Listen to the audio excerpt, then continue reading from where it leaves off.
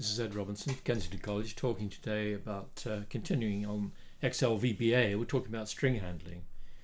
We'll do it as an exercise. We'll take a look at this particular string here, which contains lots of angle brackets, and ultimately we will try and extract using VBA. We want to extract the data in here. So the Ed, Joe, and L and John in this case, that's called parsing. Parsing is removing text from other text.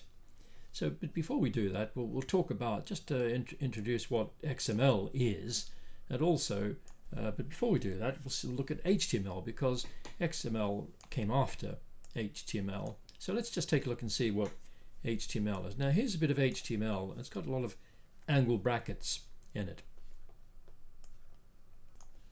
And incidentally, a very good site for learning HTML is this w3schools.com.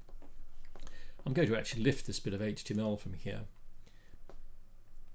and what I'm going to do is to paste that into Notepad, just make it an ordinary text file. So I'll open Notepad and I'll place that bit of text in there, which is a bit of HTML, and I'm going to save that. I might as well just save it to the desktop, and we'll call it HTML, but well, with a bit of an attribute for the W3 schools, I guess. So we'll put, but we must use an extension HTML, and if we are saving in Notepad, to save the txt being plonked on the end, you have to put that in inverted commas. So I'll save that onto the desktop. I'll now open up Internet Explorer, and I want to basically display my HTML. Now, to look at the source code, the source of HTML in Internet Explorer, it's quite straightforward. That's why I'm using it. You can go to View Source, and there you are. There's all the HTML. Now, what is HTML? HTML is really an instruction to this browser, Internet Explorer being a browser, how to lay out your document, so how to make these images and so on appear before you. But you'll notice how structured it is. You'll look in here and you'll find a title, and then somewhere or other, and then you'll find a corresponding backslash, forward slash title as well. So here we can see title, and then correspondingly you'll have a forward slash title as well. So this was a convenient way to give instructions to the browser using this angle bracket notation. I think that was attributable to Berners-Lee, if I'm not mistaken. So rather than this bit of HTML, we'll introduce our HTML, which we remember we saved onto the desktop. So if I go to File, Save, Open, I should say, and then I'm going to browse and find my bit of, there it is there, conveniently, and so I'll open it. Now, if I open it, you'll notice it's been displayed. This is a heading, this is a paragraph, which you will recall was what the HTML was. There you are, see. So this is a heading and this is a paragraph. So the point I'm making here is that HTML is really angle brackets. It's angle brackets and closing angle bracket. It's just a way of giving instructions to this browser, which is the Internet Explorer in this case. It could be Firefox or anything. That's a browser. And we say that this HTML is being rendered by the browser. It really is that simple. So HTML is not a language, a programming language. It's just a way of setting out instructions to the browser on how to lay out your document. So there's our HTML, and then people thought, well, hey, this is pretty cool, as they say, and why don't we use this angle bracket notation? That seems to be working quite well. Let's use it for something else. And that something else was laying out data, which is XML. I'm just going to show you a practical application, one practical application of XML, but just keep in mind that XML is simply a lot of text with angle brackets. I'm going to show you how you can move data from one application to another using XML, just one sort of fairly trivial application. So I'm going to start Access Database. If you don't know how to make an Access Database, you could see one of my other videos, but let's say we've got this table is being produced here already, and you can see it's laid out, person, balance as the headings, and the data you can see inside. What I'm going to do is to take that into Excel. Well, anyone knows you can just cut and paste that straight away into Excel. But I'm going to be a bit circuitous, and what I'm going to do is to convert this into XML, keeping in mind that XML is simply text, and then I'm going to introduce that text, the XML, into Excel. It might be a bit roundabout, but it might not always be possible to transfer data easily from one place to another. But this is a bit redundant way of doing it, but let's see how we go about it. So I'm going to convert this into XML. Here I go. So if I right click on here and go to export to an an XML file, and it's going to be called table names on the desktop. That's okay. I don't really want the schema for the moment, thank you, just the data. Okay, it's already there. Okay, I'll replace the one that I've already got. So I don't want to save the export set, so I'm going to close that, and that's the end of that. So I've produced an XML file. Well, there it is there. So I'm going to actually open that, and I'll open it with Notepad, just to show you that it is indeed simply a text file. Now there you are. There's my XML. This stuff here, the header up here, is really just showing your XML conforms to conventions, and it serves as like a spell check, if you like, as well, to make sure you've laid it out properly and you're conforming. But you can see the idea of XML. It's just got an opening tag, and for every opening tag there is a corresponding closing tag, and then we have therefore a hierarchy of opening and closing tags. As you say, they took this hierarchical idea from HTML, but you can see this time it's being used to contain data, in this case ed and 10 and so on. So now I'll start Excel and I'll try to import that XML file into Excel. It's a little bit tricky to find. We go to the Data tab, and then from Other Sources and from XML Data Import. And then we go searching for our file, which is on my desktop, tables names XML, and I'll open that. Doesn't have a schema, don't worry about that.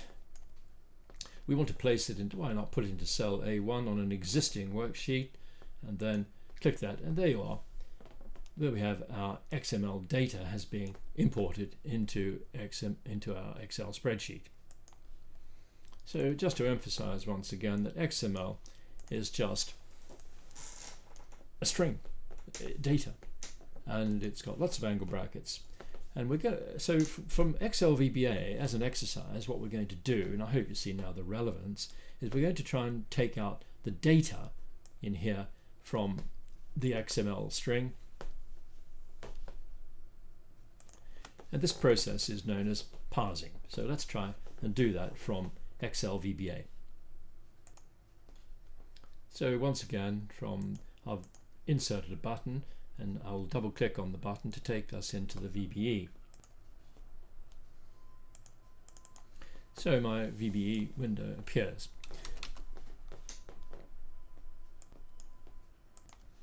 So I'll take the string that I am intent on parsing, and I'll put that into my code, and I'll define the string for it.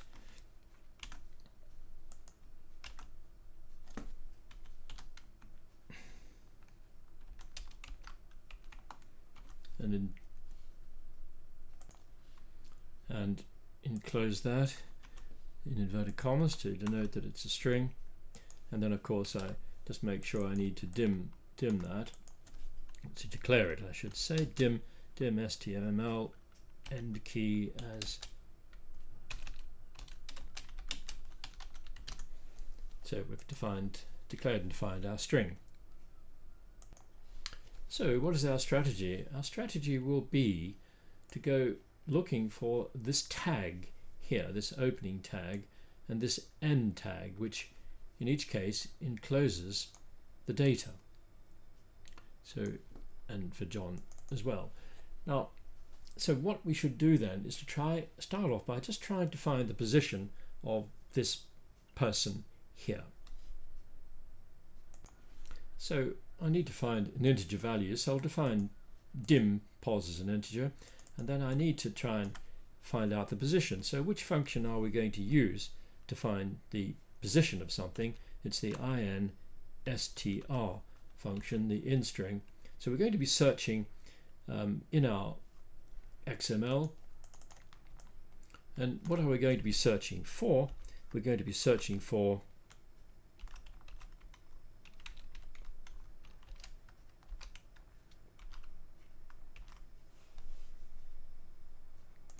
so let's check that that is working. Okay, we're going to be searching for person in that string. What position is? I'll take the design off here and then run it. What I'll do first is put a breakpoint down here, then run the code. And if I hold my mouse on there, at the moment it's position number 0, obviously.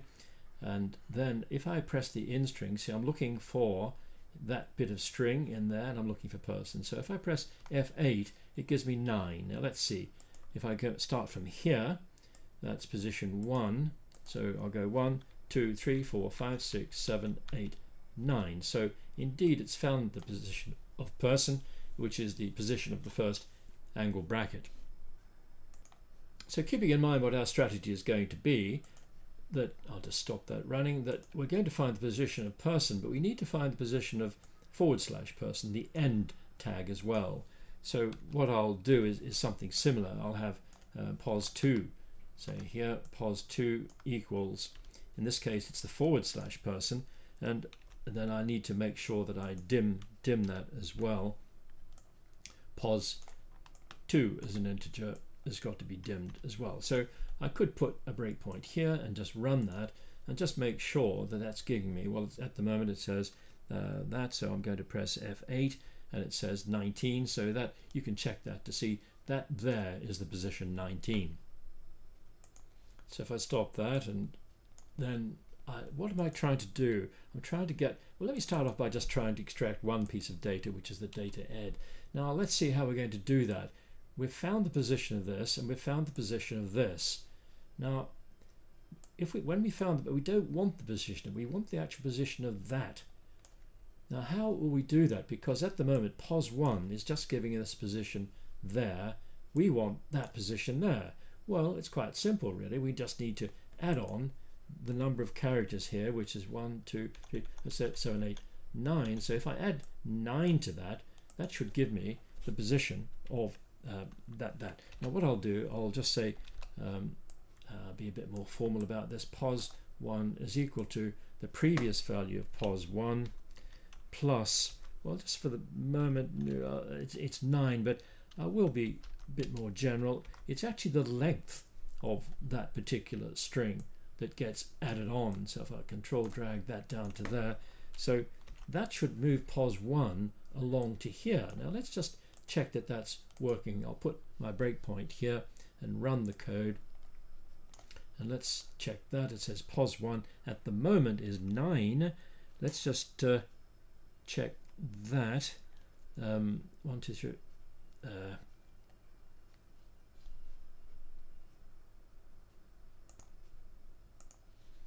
Yes, that's correct. The position of this here is 9. Now we've added on what? Let me just check. Oh, that's nice. It says the length of person is 8. So that means that from here, that's 9. I'm going to add on, that's 1, 2, 3, 4, 5, 6, 7, 8, 9. So add on 9, and that should take me up to that position there, which is 9 plus 8, which is 17. Let me just check that that's correct. Yes, indeed, that gives me 17. So at the end of the day, we've found the position of that. But now we've got this, which is the position of this. Now, how do we get this data in here? Which function are we going to use? It's going to be the mid that we'll be using. So we start off by looking for our string, and then and then I want to look at the start position, which is pos1. No problem. But how many characters are we going to extract? 2. Well, we could put a 2 in there if you want to be just make it a bit simple for the moment. You can easily do that. Just see that everything is working. We need to have a variable to hold it, so we'll call that variable data, for example. And so we need to say that our data is going to be equal to that, which is mid. So you could actually check that that's working as well. So let me put a breakpoint here and run the code down to here. I can see there's my string. pos1 is 17, good, and I'm taking away 2 characters. And let's see if that brings it out. I'll press F8 and that gives you the data ed. Well, this 2 is looking a bit isolated here, so how can we generalize that? Well, keep in mind that pos1 is 17, you can just see that there, and pos2 is 19. So we've got this position here and this position here. Well, we just need to subtract the 2 characters, subtract the 2 values, I should say. So we can just simply say pos2 minus pos1. And then you could run that if you like and find that that will still work if I spell it correctly. So that's fine, that should work. Now what we need to do is to extract the 3 bits of data we've got here. We've got Ed and Joe and John. So we're going to, I think we'll just take it easy for the moment, and we'll just use a for loop. So we're going to go around, say 3 times for I equals 1, 2, 3, and always please put in the next before we go any further, and before we go any further we should dim our integer, dim I as we go. Okay, so that should go around 3 times, and later on we might use a do loop to make it more general, so when we don't know how many bits of data we've got, but for the moment we'll just use that for loop. So I might just try that, and I can maybe message box the data,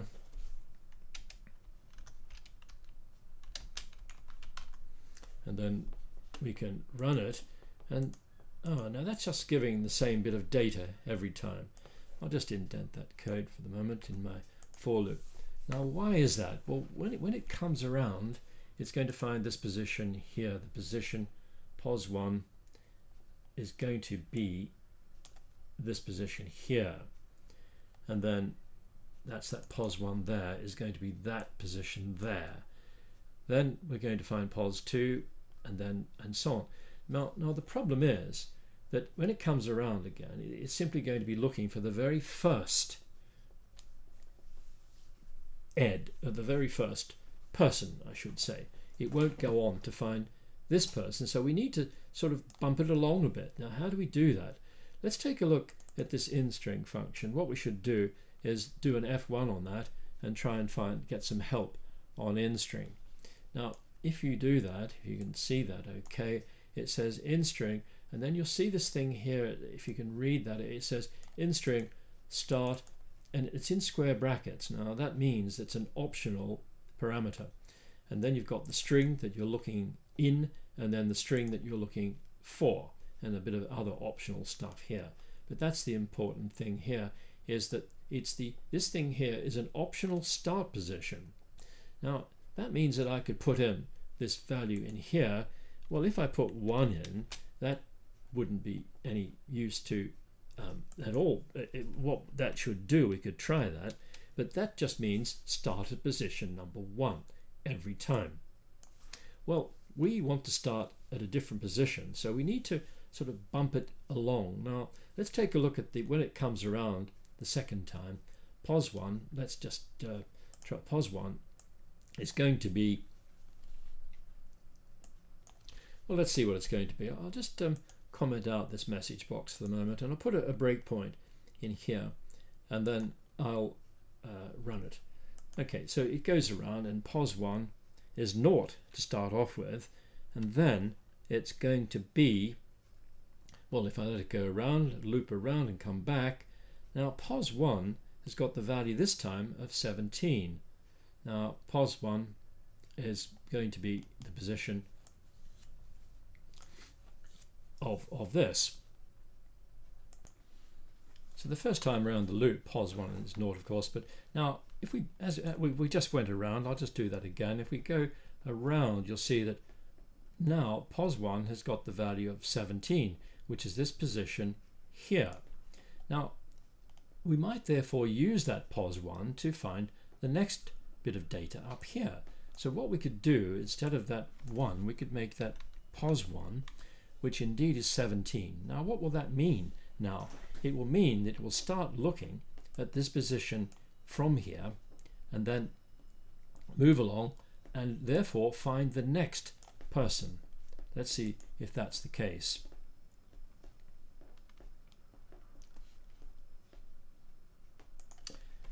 I can see a problem or two here, so for demonstration purpose I'm just going to revert this code. I'm going to modify things a bit so it might be a bit easier to understand. What I'm going to do, instead of having this line here, pos1 is that I'm going to actually do this. I'm going to drag this into here and add it on to pos1 there. So, and then just get rid of that, just to make sure that code is still working. Well, it won't work at the moment. There's a problem with this. Now let's take a look at what pos1 and pos2 are originally. Well, they're originally 0, so pos1 is 0, and I should do that. They will be put to 0 by default, but I'll just put each of them to make sure we know what we're doing. So that now the problem is when it comes in here, it's going to see that as 0. So what we need to do is, to cut a long story short, is to add 1 in here. Now let's see how that works. So for demonstration purposes, we'll just we'll comment out this code. Let's just run this bit of code, just focus on this. Now I'll put a breakpoint here. Now run the code. Now the first time in, pos1 of course has got a value of 0.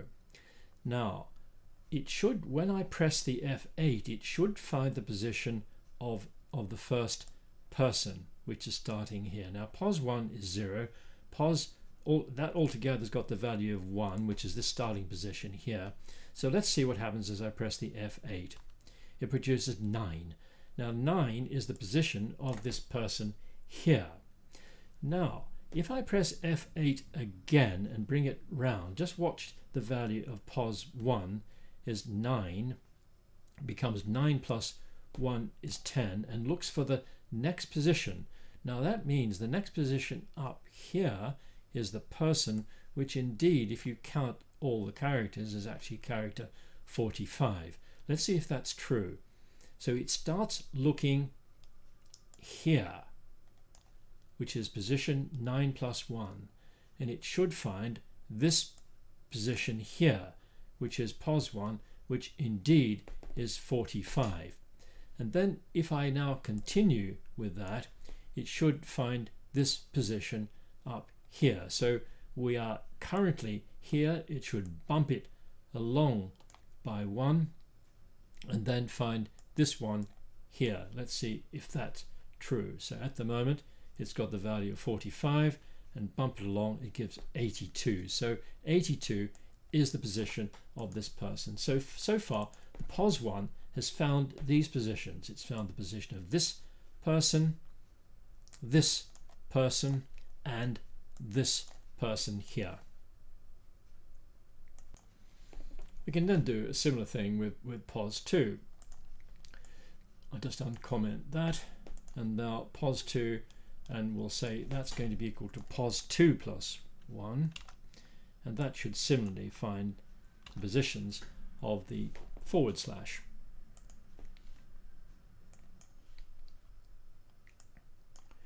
So that if we run that, you should be able to check that pos2 indeed has got the values of 19, 56 and 94 corresponding to these tags here. So if I now uncomment this, but I also notice that since we've changed pos1, that needs to be and we should really put that in brackets to say we're adding that to that. First of all,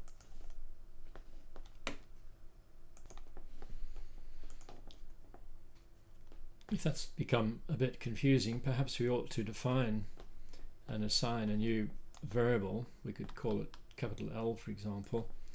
We could say in here that capital L is equal to the length of that, and therefore we need to dim L as an integer and just replace that with an L. It might be a bit easier to read.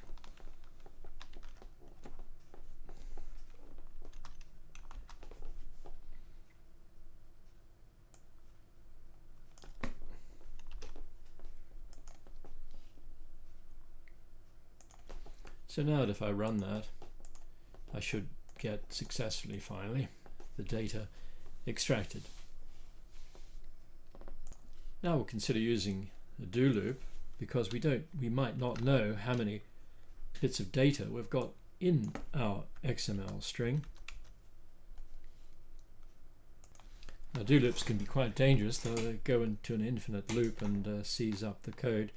But I will be a bit ultra cautious and use a breakpoint here, and I shouldn't be really running it like this, but F8 should be safe enough. So it goes around and finds the data, and then message box out, and then the next bit of data, and continues around and the final bit of data. But now when it continues around again after it's found all those bits, let's see what the value of pos1 is going to be. So that pos1 now is actually 0. Why is that? Because it didn't find any other persons. So we need to get it to exit at that point. So I can take I can relax a bit and say, okay, it's not going to run into an infinite loop. I'll just, since I'm single stepping, and stop it running. So what I need to do therefore is exit the loop at that point. Once again, you should really double check the code to make sure that it's not going to go into an infinite loop. But if I were to run that, then we should find that all of the data is safely message boxed out.